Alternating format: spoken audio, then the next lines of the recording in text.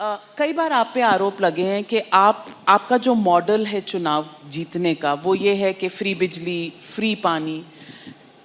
You are somebody who understands numbers. आप Indian revenue service में रहे हैं, नंबर्स आपको पता है, टैक्स कलेक्शन कैसे होती है, टैक्स की रिक्वायरमेंट किन चीज़ों के लिए होती है।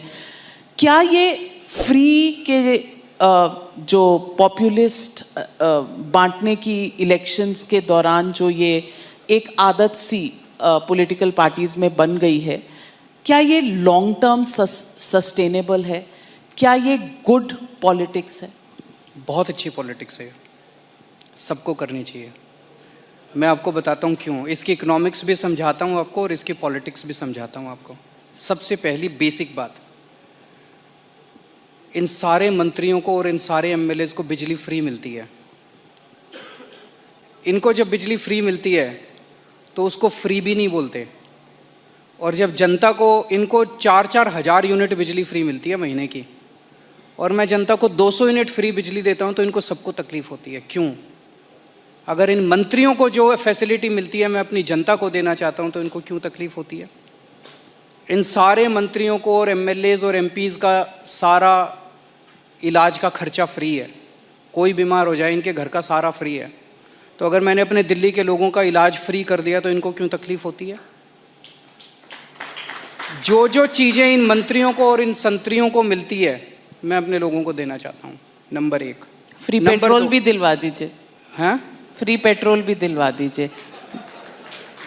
सबको चाहिए, करेंगे। एमएलएज को भी मिलती है।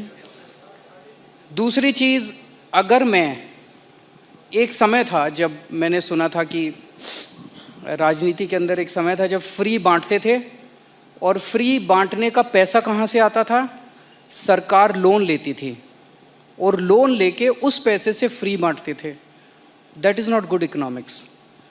अगर मैं, आपके पास जो पैसा है उस पैसे से, उसमें आपके टैक्स नहीं बढ़ा रहा, टैक्स उतना ही है, मैं घाटे में नहीं। आज दिल्ली सरकार पूरे देश में अकेली सरकार है जो फ़ायदे में चल रही है, घाटे में नहीं चल रही।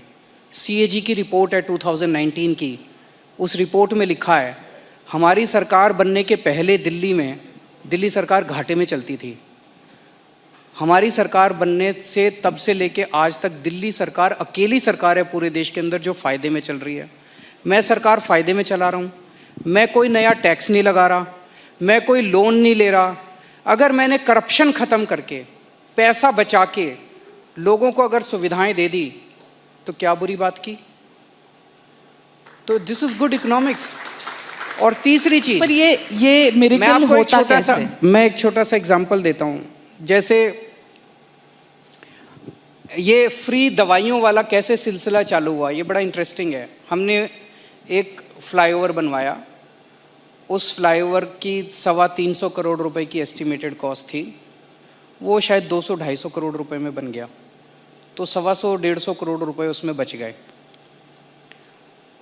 कैबिनेट मीटिंग चल रही थी, हम लोग डिस्कस कर रहे थे, तो पता चला कि ये 125 करोड़ रुपए बच गए। सो मैंने उनसे पूछा, हेल्थ मिनिस्टर से, मैंने कहा मान लो हम दिल्ली के लोगों की सारी दवाइयाँ फ्री करना चाहें, हम ये डिस्कस कर रहे थे इस पैसे को कहाँ इस्तेमाल करें। तो मैंने कहा अगर हम सबका इलाज फ्री करना चाहें तो कितना खर्चा आएगा? So after 2-3 days they got back to me, they said 300-350 crore. So मैंने कहा ठीक है, इतना तो हम फ्लाईओवर बनाने में ही बचा लेंगे, इतना का पैसा। तो अगर मैंने फ्लाईओवर बचा के लोगों का इलाज फ्री कर दिया तो क्या बुराई है? मैंने सुना था कि एक मुख्यमंत्री हैं शायद गुजरात के, उन्होंने अपने लिए एक जहाज़ खरीदा 190 करोड़ रुपए का। मैंने लिए अपने जहाज़ नहीं खरीदा, मैंने दिल्ली की सारी अपनी माँ बहनों का DTC बसों में किराया मुफ्त कर दिया, 150 करोड़ का खर्चा आया। बताओ क्या बुराई है?